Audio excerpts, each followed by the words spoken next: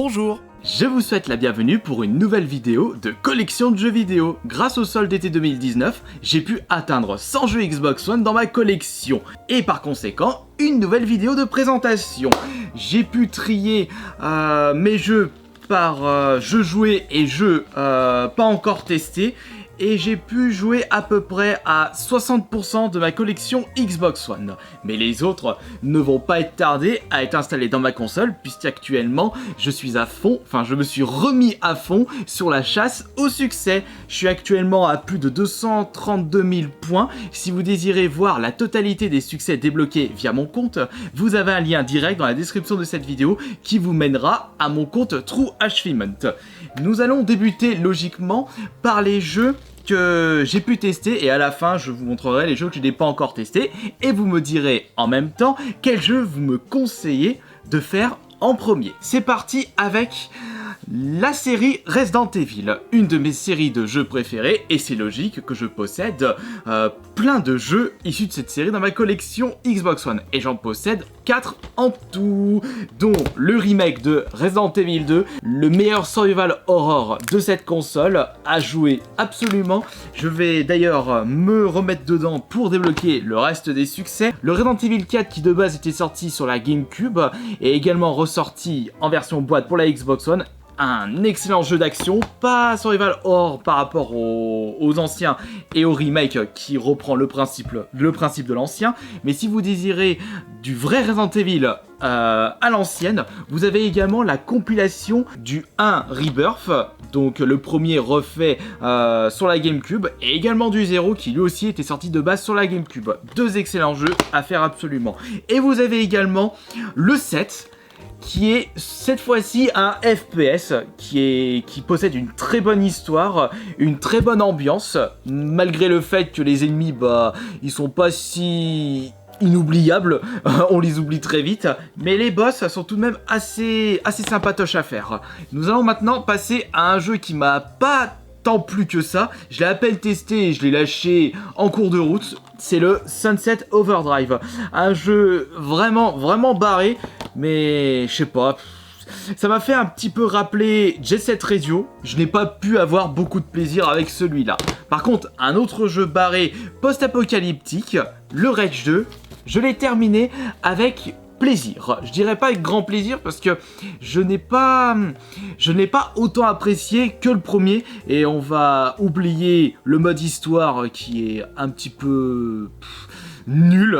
On joue vraiment pour le côté bourrin comme un bon vieux Doom. Il est très bon tout de même, ce Rage 2. Crash Bandicoot, avec le N7 Trilogy, les meilleurs jeux de plateforme de cette génération de consoles, avec le 1, le 2, le 3 refait complètement pour cette console, et il y a eu également très récemment le remake de Crash Team Racing, le Nitro Fueled, que je dois continuer. Je suis actuellement sur le Team Sonic Racing, mais je vais pas tarder à me remettre dedans. Sega Mega Drive Collection, avec Street of Rage, Altered Beast, non pas Altered Beast, si Altered Beast il est dedans, Golden Axe, les Sonic, plus des hits qui ne sont pas si connus que ça du grand public. C'est une compilation à posséder absolument. Mon jeu préféré de la Xbox One, Fortnite, même si actuellement je suis en train de le lâcher sévère à cause du niveau de jeu qui a considérablement augmenté du fait qu'il y a des concours toutes les semaines avec des énormes cash prizes de la part d'Epic Games. De base, j'avais acheté cette version boîte, le pack froid éternel, juste pour avoir le jeu en boîte, et par la suite, j'ai pu récupérer la boîte originale de Fortnite, qui est en fait une version boîte du mode Sauver le Monde à l'époque où le mode Battle Royale n'était pas encore présent dans Fortnite. Et c'est un jeu qui n'est pas si simple à récupérer à bon prix. Dying Light, la suite spirituelle de Dead Island, FPS multijoueur avec des vagues de zombies, jeu que j'ai pu terminer avec plaisir sur la PS4, que je referai sur la Xbox One. Très bon jeu, très bon FPS. Je suis un énorme fan des jeux de golf et c'était logique que je possède dans ma collection un PGA Tour. Ici c'est le Rory McIlroy que j'ai pu tester et terminer sur la PS4, je le referai sur la Xbox One. Ici, nous avons le Evil Within 2. D'ailleurs, je l'ai foutu où, moi, Evil Within 1 ? Très bon survival horror, mais pas aussi bien que le premier, puisqu'on a plus cet esprit. Qu'est-ce qui se passe ? pourquoi tout ce bordel.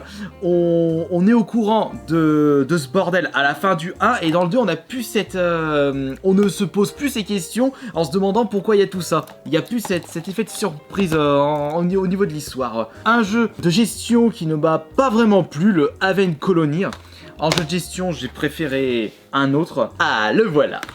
Ah, Feijoa Tropico 5. Bien entendu, les jeux de gestion, il faut les jouer sur PC, mais tout compte fait, la maniabilité avec manette possède une très bonne prise en main, et j'attends avec impatience le 6 débarquer sur console pour pouvoir le jouer. Nous avons un petit Call of Duty, le Black Ops 3. Je l'avais acheté uniquement pour pouvoir jouer avec vous en ligne, mais il ne m'a vraiment pas plu, je l'ai direct lâché. Par contre, Batman Return to Arkham, qui est une compilation du Arkham Asylum et Arkham City, est une compilation à posséder. J'ai terminé le Arkham Asylum et j'ai à peine commencé le City, que je devrais terminer. Vermintide, qui est un Left 4 Dead à la sauce Warhammer, donc on va dire héroïque fantastique. Un très bon jeu coop que vous pouvez également jouer en solo. À faire absolument aussi. Bah tiens, il est là, mon Evil Within 1, j'étais en train de le chercher. L'un des meilleurs jeux de combat de cette génération, le Mortal Kombat 11. On garde les bases et on amplifie encore plus la violence, et c'en est devenu hyper drôle. Le style de combat a été amélioré par rapport au précédent opus. Un jeu qui est de base sorti sur la PS2, il était ressorti sur la Wii, le Okami HD.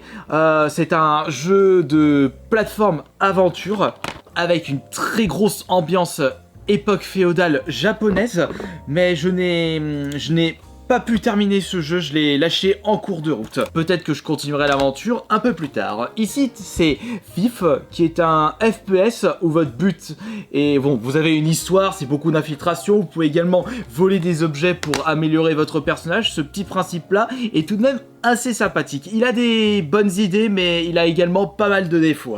Mais ça m'a pas empêché de le terminer.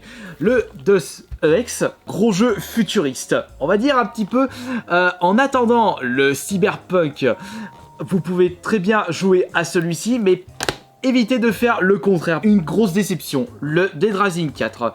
J'ai adoré le 1, le 2, le 3 il était top.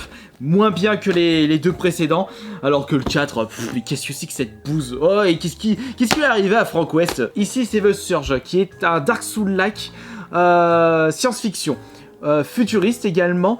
Vous avez le principe d'un jeu hyper compliqué où lorsque vous tuez des ennemis, vous cumulez des pièces détachées pour améliorer votre personnage, et lorsque vous mourrez, bah, vos pièces détachées restent à l'endroit où vous êtes mort. Il ne faut pas que vous mourrez une deuxième fois pour éviter de perdre définitivement ces pièces détachées. Vous avez également un système de combo, plus vous prenez des risques, plus vous gagnerez de pièces détachées, et ce principe-là, je l'apprécie énormément. Ici, un autre FPS en coop à faire absolument.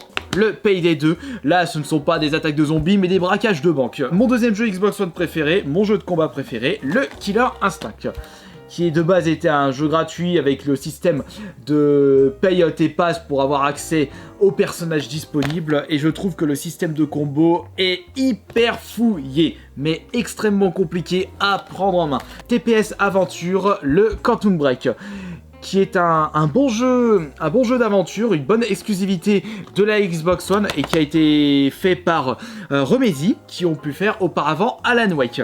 Et ça parle un petit peu de effet papillon, théorie du chaos, si je ne me gourre pas. C'est-à-dire qu'une action faite dans le passé va avoir des conséquences dans le futur. On retrouve ce principe-là dans le film Effet papillon, ou plus connu, Retour vers le futur, surtout le 2. La compilation de Shenmue 1 et 2, jeu célèbre sorti sur la Dreamcast, et j'ai pu terminer ces deux jeux avec cette compilation. Le 1, j'avais pas pu le terminer à l'époque, le 2 je l'avais jamais fait, et au final j'ai vraiment une préférence pour le 1. Le 2, il y a de ces scènes assez chiantes à faire, comme par exemple où il faut grimper des immeubles à moitié défoncés en passant par des planches de bois, il faut éviter de tomber, et la fin elle m'a vraiment saoulé. Bon, après c'est mon avis personnel bien entendu, mais ce sont deux jeux à faire absolument. Un excellent jeu musical. Bah, de toute façon, c'est le seul potable sur cette console. Un autre, c'est le Guitar Hero Live qui pue du fion.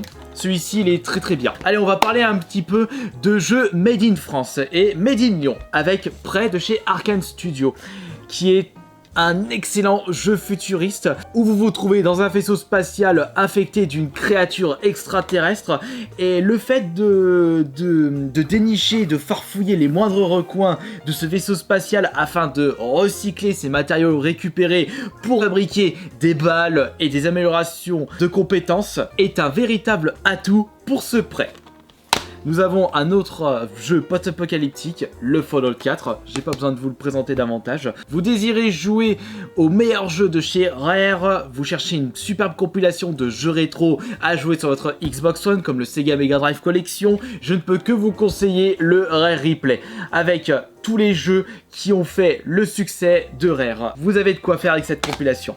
J'ai pu également trouver en solde Micromania cette année le Far Cry 3 qui est le meilleur Far Cry de tous les temps.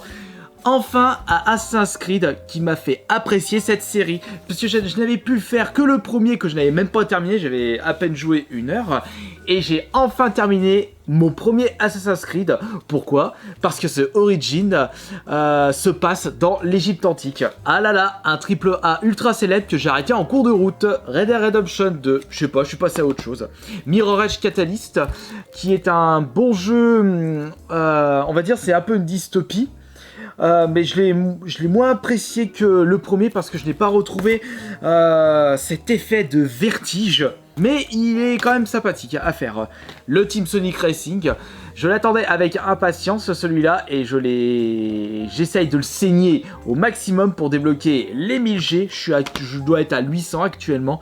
Un très bon jeu de course, mais il faudrait que je vous propose une vidéo comparaison entre le Team Sonic Racing et le Crash Team Racing. Savoir quel est le plus top. Murdered, qui est un jeu d'infiltration... Non, pas infiltration, qu'est-ce que je raconte?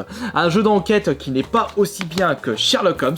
Nous avons les Diablo 3, avec le Reaper of Soul, et ici c'est l'Eternal Collection, où ils ont rajouté le Nécromancien, plus 2-3 DLC supplémentaires. L'un des tout premiers jeux de la Xbox One que je n'ai pas apprécié au premier abord, je devrais peut-être m'y remettre. Sonic Force, qui est tout de même sympathique, mais qui ne vaut pas un Sonic Génération, et on est très très loin de la qualité d'un Sonic Adventure. Metro Redux, qui est la compilation de 2033 et de Last Light, deux excellents jeux post-apocalyptiques solo où vous vous retrouvez à vivre dans les métros, en dessous de la terre, pour éviter de vous intoxiquer à cause des radiations d'une précédente guerre mondiale, guerre nucléaire. Ça n'a pas empêché les survivants de continuer à se faire la guerre. Nous avons Doom, plus bourrin que ça, tu meurs. Le Borderlands Handsome Collection, Escapiste, un petit jeu indé où votre but sera de vous enfuir des prisons et il faudra creuser vos ménages pour réussir à vous enfuir, et il y a certaines missions qui sont très corsaire. Dark Souls 2, enfin un jeu avec une grande difficulté et avec une ambiance, je dirais, époque médiévale gothique. Super, mais très très sombre. Nous avons une compilation de 4 jeux de chez Hasbro, Boggle, Trivial, Monopoly et Risk, si vous désirez jouer à vos jeux de société préférés sur console de salon. Et nous avons le Sherlock Holmes Crime and Punishment, qui est mieux que The Devil Daughter. Et maintenant, nous allons passer au jeu que je n'ai toujours pas fait. Et ce sera à vous de me dire quel jeu je dois absolument jouer parmi tous ces jeux-là. Nous avons Hunting Simulator, Marvel vs Capcom Infinite, Just Cause 3, Road Rage, Battlefield 1, Final Fantasy XV, l'édition Deluxe. Je remercie la personne qui m'avait offert ça. Nous avons Call of Duty Advanced Warfare, le Infinite Warfare avec le Modern Warfare Remaster, Project Cars 2, Dishonored 1, Dishonored 2, par les mêmes créateurs que Prey, Dragon Age Inquisition, et là c'est l'édition GOTY, Sinmora X, ça c'est un manic shooter, enfin un shoot'em up pardon, Shadow Warrior, Halo 5, Halo Wars 2, Rainbow Six Siege, Rainbow Six Division. Ça, je pense que je vais le faire prochainement. Redoubt, un jeu de course futuriste. Super Donjon Bros, Overwatch version GOTY, South Park, l'Anneau du Destin, Rock Trooper Redux, Gear of War 4, Super Lucky Tall, Torment, Styx, Mighty No. 9, Dead or Alive 5, Super Bomberman, Black Flag, Trackmania Turbo, Injustice 2, compilation d'Unravel 1 et 2, Hitman, Log Quest, Zombie Army Trilogy, Agent Mayhem, Pharaonic, FIFA 15, cadeau d'un abonné, Strange Brigade, Yesterday Origin et Memories Retold. Voilà, j'ai pu vous présenter l'ensemble des 100 jeux Xbox One que je possède actuellement dans ma collection. Et c'était une vidéo collection de jeux vidéo à l'ancienne, comme j'avais pu vous le proposer il y a fort longtemps sur la chaîne YouTube. Et étant donné que la collection c'est un petit peu le thème principal de ma chaîne YouTube, je continuerai à vous proposer des vidéos de ce style là, mais pas tout le temps. Je vous remercie beaucoup si vous êtes toujours là et on se retrouve ce soir pour le prochain live sur mon Twitch. Ciao!